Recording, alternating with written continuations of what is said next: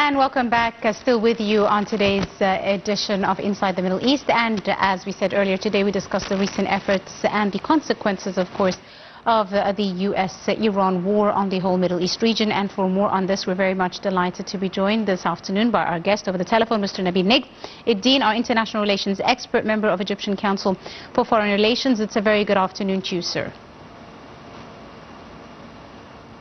Good afternoon, Mr. Nabil. Can you hear us?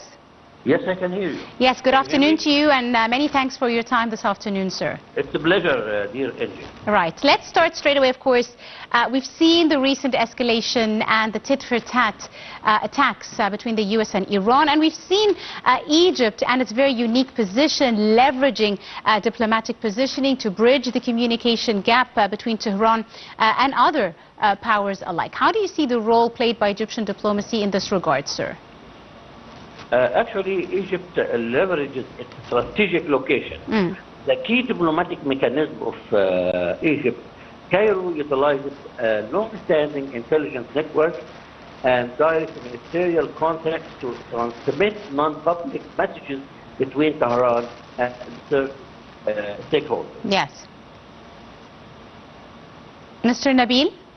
Yes. Yes, I was asking you about also the role by Egypt to bridge the gap between Tehran and other Western powers as well, for example, like France. Exactly. Egypt's multilateral alignment coordinates closely with regional intermediaries such as Oman, Turkey, as well as France, but the bilateral consultations, high-level contact exchanges such as discussions between Egyptian and French foreign ministers to harmonize Western and Middle Eastern approaches to peace. Now let's talk a bit about some of the guarantees or concrete guarantees or mechanisms that are being used in Egypt's diplomatic efforts to shift, these diplomatic talks from temporarily or rather quiet to a more lasting de-escalation conversation, so to speak. To be honest with you, number one is the political will. There is a gap of a clear, honest political will from both parties. Washington and Tehran should really prove that they do seriously aim to fulfill stability and peace. Without the political will, Angie, nothing could happen, because we have seen the MOU and we have seen the agreement between the two parties, and we have seen the disrespect of what they have signed upon. So the major issue is the political will. Indeed. Now, Mr. Nabil, with discussions touching on several issues relating to the Iranian nuclear file, what role do you see can be played by European partners, for example, like France and Germany, alongside the regional actors that are in the picture to restart or, reignite more sustainable negotiations between the two sides? They can leverage a multilateral leverage such as the E3, which is France, UK, and UN Security Council as well should insist that a restart to talks encompasses not only the nuclear file, but also ballistic missiles and regional proxy activities like Hezbollah, Hajj and Houthis.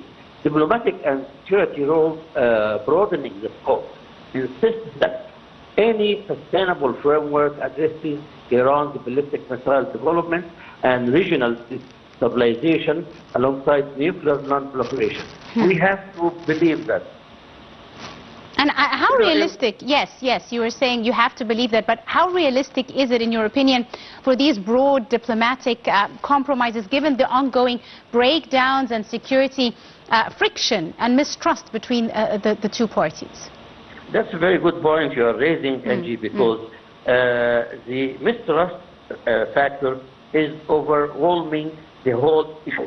Yes. But there's another issue, that the international players are really having what I call it modestly a double standard.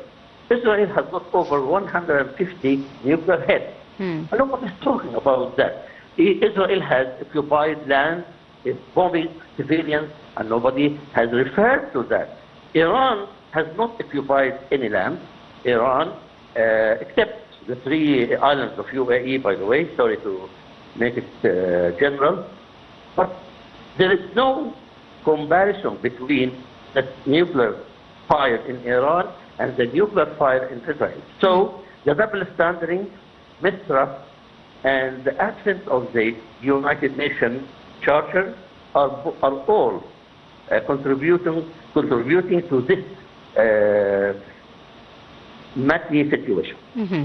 Now, Mr. Nabil, beyond issues related to the immediate crisis management, what long-term regional security framework is being pushed here to prevent these recurring military escalations and to really halt the instability in the region? Again, the stability and peace in the Middle East cannot be achieved. And the Egyptian official says in this specific point, this is clear. No peace or stability in the Middle East without solving the core problem, the Palestinian fire.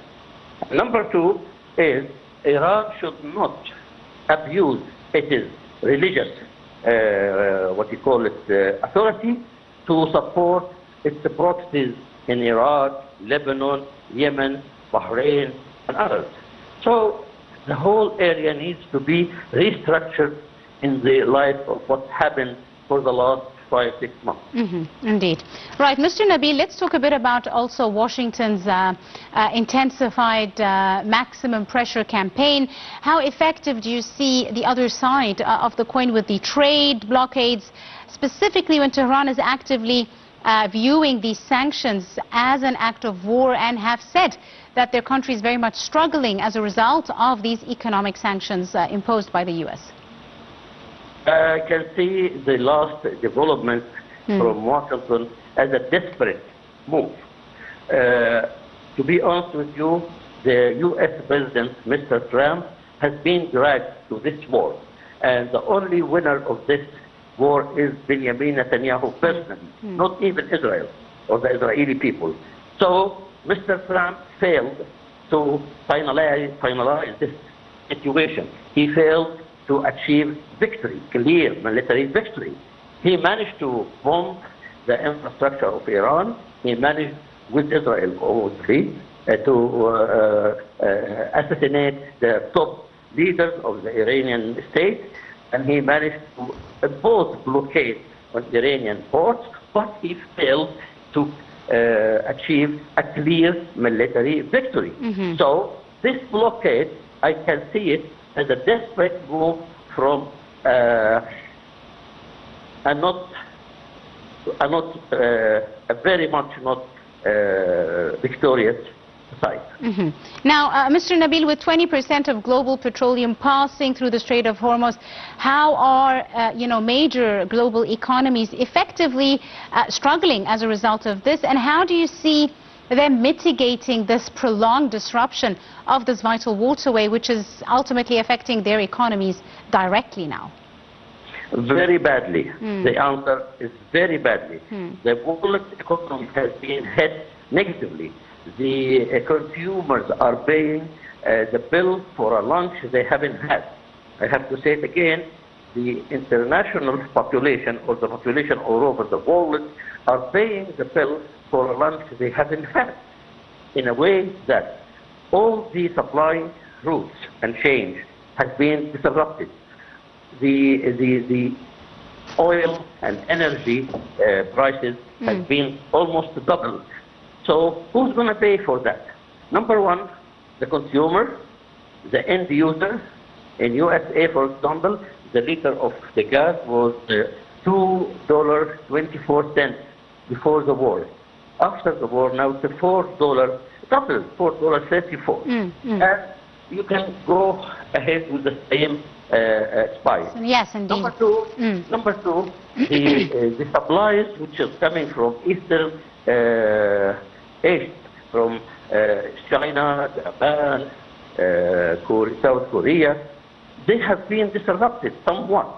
So the cost of shipping and the cost of navigation has been increased. Absolutely. Briefly, Mhm. please, go ahead. Sorry, Mr. Nabil, also to add to that, another side of the coin, like you're saying, is the delayed shock to the global food security issue as well, because now we're seeing Gulf fertilizer exports being disrupted. This has impacted global crop yields all around the world. Now this comes back to energy and food security shortages, which is another side, and further escalation when it comes to the struggles of the countries as a result of this ongoing war. Absolutely. For example, Qatar is exporting great deal of LNG. Yes. A lot of material which goes to agriculture fertilizer. All these exports has been disrupted, and who is not paying? The farmers, the food companies, and the consumers.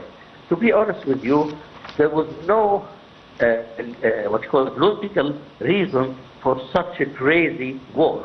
The war on Iran, I call it as a sort of crazy madness. So everybody is paying the price, including Mr. Trump. He's going to pay a heavy price next November when it comes to the midterm election. And finally now, Mr. Nabil, why, in your opinion, are Iranian leaders still rejecting many draft diplomatic agreements despite the severe domestic pressure to give in and sit down and start renegotiating, as well as the struggles they have financially as a result of economic sanctions? Two reasons. The answer for your question are two reasons. Number one, the Iranian leaders are facing what you call it the national pride of the Iranian people, the Persian people. They cannot go back to them after all that damage and tell them we are surrendering. That's the first one. The second one, they don't have anything to lose. They can take the whole Hormuz Strait and the whole route of oil as a hostage, and the whole world is going to pay for that. So they have got nothing to lose. And number three is the mistrust. They don't trust the other side. Yes. And that MOU which has been signed is a very solid evidence of that. Three reasons. Number one, internal reason for local consumption. Second reason is they have got nothing to lose. Number three, the mistrust. Right. We'll leave it at that. I'd like to thank you very, very much, our dear guest, Mr. Nabil Nagm, international relations expert and member of the Egyptian Council for Foreign Relations. Many thanks, sir, for your time and your insight.